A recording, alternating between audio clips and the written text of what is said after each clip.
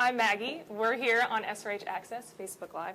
Today's a pretty special day because not only is it our final session for 2017 before we get into the new year, but we're here with our Chief of Staff, Dr. Jan Sucato, and we also have a former patient, Case, who's joined us today. So welcome, both of you. Yeah, thank you. You can see Case is actually in a pretty interesting outfit today.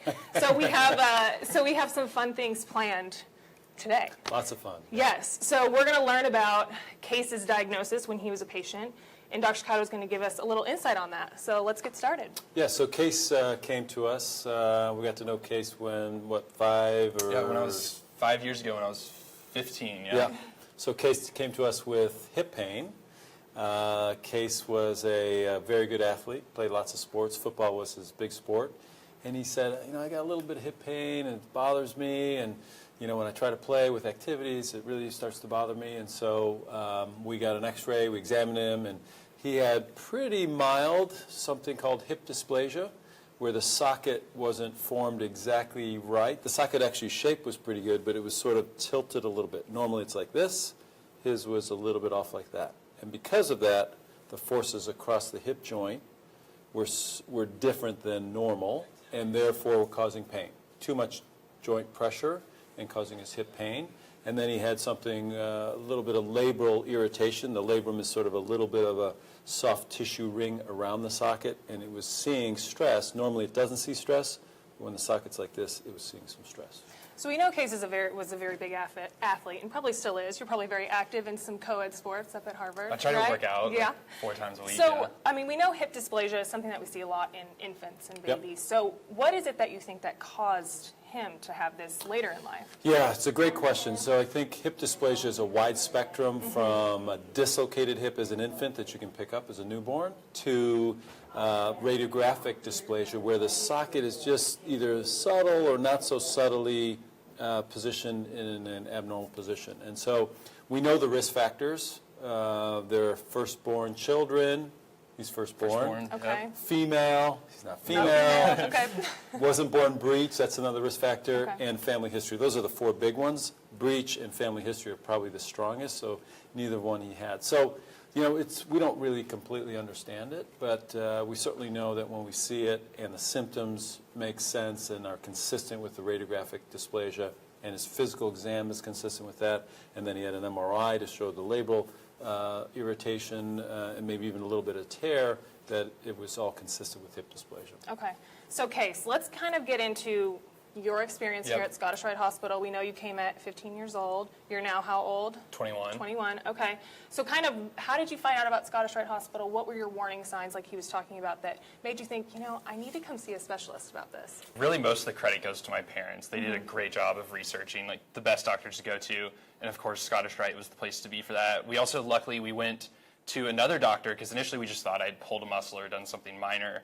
And that doctor actually referred us to Scottish Rite, so that's what kind of got the ball rolling to come here. That's awesome. Okay, so I think we're going to get into, let's look at some of his images and x-rays and kind of see what he looked like 6 years ago. Yeah, that's great. So we're going to make our way over here to this laptop, and we'll just focus on this bottom x-ray for now. And so on this bottom x-ray, you can see this is his right hip, that's the left hip.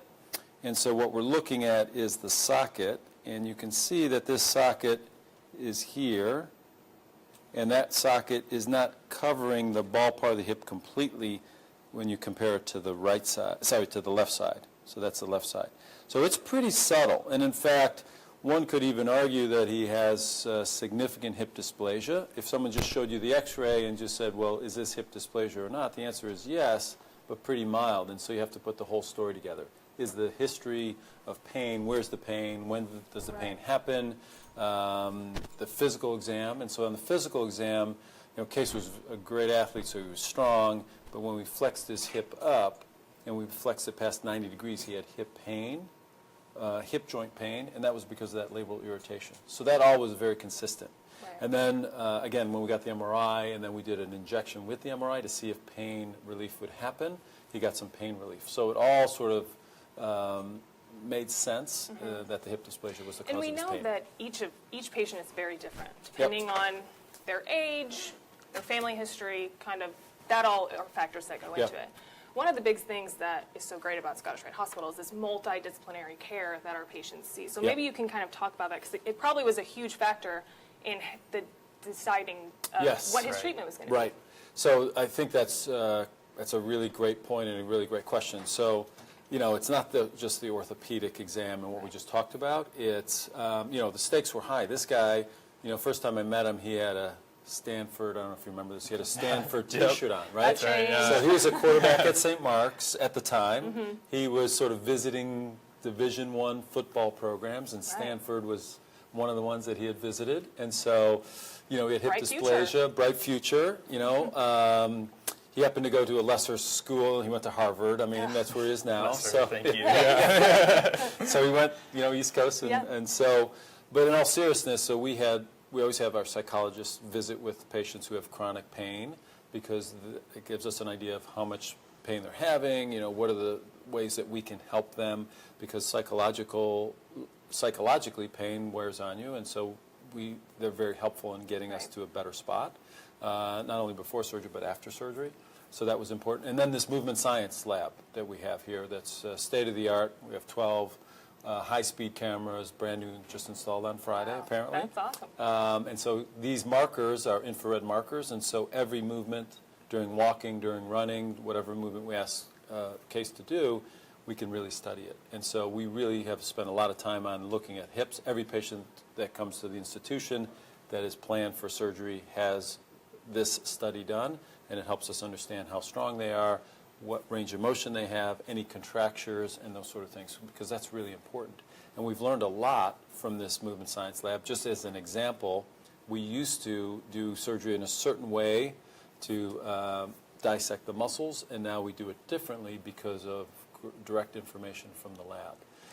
And that demonstrated that hip flexion, we were sort of having trouble getting the kids to really get their hip flexion strength back soon, and now we can get it back really soon in the way we're doing the surgery. So it's helpful. Well, and we actually, a lot of people don't know, Case is here kind of for a twofer. He's here for Facebook Live, but he's also here for his 5-year follow-up for research purposes. And like Dr. Sucato was saying, it's a huge component of how we treat our patients. And so maybe kind of get into, I know you were talking about that study, but the importance of patients like Case returning back to the hospital for research purposes. Yeah, so I think two main reasons. One is we study him, and we can look at the data and say, okay, what does he need to do to kind of strength, range of motion, strength, and as well as his range of motion, and then really sophisticated ways to look at this. And we have Wilshaw and Kelly here are off camera, but they're part of the movement science lab, and they can really give us lots of good data about him, and then we can put together with all the other patients that have had their surgery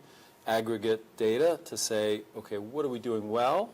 How can we sort of get better at what we're doing? And that's an example that I was telling you before, and that's really made a difference. Right. And we've sort of put that out into publication and spread that information throughout the country and the world to sort of say, this is probably a better way to do it. That's awesome. So it's really, really, really helpful. So I think we're going to get you kind of moving to right. see how this kind of pops up on the screen. And Dr. Sucato can kind of walk through some of the exercises that our movement science team. So I don't,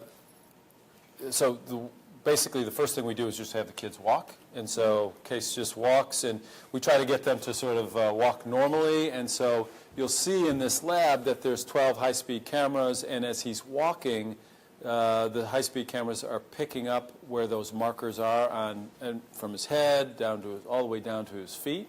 And so, keep walking, Case. And so he walks several times, and as you see him walking across the floor, there's some pressure foot plates that allow us to understand how much pressure he's putting on his feet and where he's putting pressure on his feet. And all that data is sort of put together to come up with the information that is very helpful to us. So you can see he even has some markers on his back, and so how the hip affects the back, where his trunk is going when he's walking, all that stuff is very, very important. And we can generate sort of indirectly how strong his hip flexors are, how strong his hip abductors are, what his trunk is doing, and that information. These cameras are pretty powerful. They very can do powerful. all of that. This is the same technology that's used to do all this gaming stuff. So EA Sports Very and all this cool. sort of stuff. So all you athletes really out there, that's sports science, this is the cool thing to do. Yeah. I know we have these cameras that shows up on this screen, so we can kind of wait for a second when that pops up. And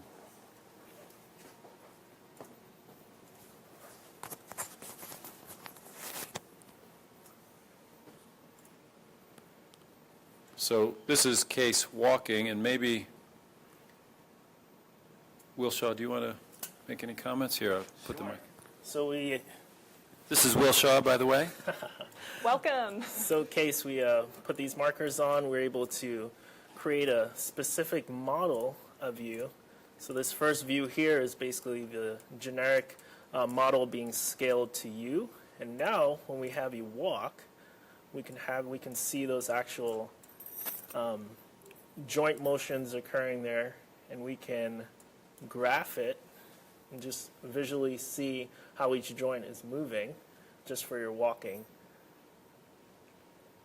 And we had you do some squatting also, and I can pull that up. It's pretty cool to see yourself like that, right? Yeah, it looks like I'm in a video game. Yeah. Yeah, there you go. So we're going to have you squat here. There you go. We can see those forces that you are generating, so we can measure those through our force blades. That's awesome. So you can see each of those markers is viewed there, and it really tells, really to a high degree, exactly where the motion is occurring and is from top to bottom, from head to toe. So the other thing, his x-rays, so this, you want to take a peek quickly at his x-rays? So his x-rays after surgery are here. Actually, these are his most recent x-rays. So what we did was we cut the socket free from the pelvis, and we rotated it in 3 planes, and you can see that there's more coverage by rotating the socket over the ball part of the hip. And the cuts in the bone were here, there was a cut here, there was a cut here, and then the other cuts you can't see in behind, and those have all healed beautifully. The ball part of the hip is nicely covered by the socket. The joint space looks really good. So we think this is going to improved his mechanics of his hip, but it also prevented him from having pain and will hopefully prevent him from needing total hip arthroplasty into the future. That's great. Yep. Another bright future going into your, Yeah, going into your thanks 20s. to That's Dr. great. Sucato and the staff. Yeah. Well, I think that kind of wraps up our session. It's kind of a lot of moving parts, but we always have fun down here in our Movement Science Lab. So thank you both for joining us. I know you're a very busy man, and you're home from college. Yep. So I appreciate you Yeah, thank you. joining in. And maybe Case can tell us a little bit about what his future plans are after Yes. college. Oh, yes. So I'm currently majoring in evolutionary biology, and then I eventually want to go on to med school and hopefully become an orthopedic surgeon. So I got a lot of time, so we'll see how that goes, but that's the plan for now. That's awesome. Yeah. And Case has actually done research with us and worked with Dr. Kim in our research department. And That's awesome.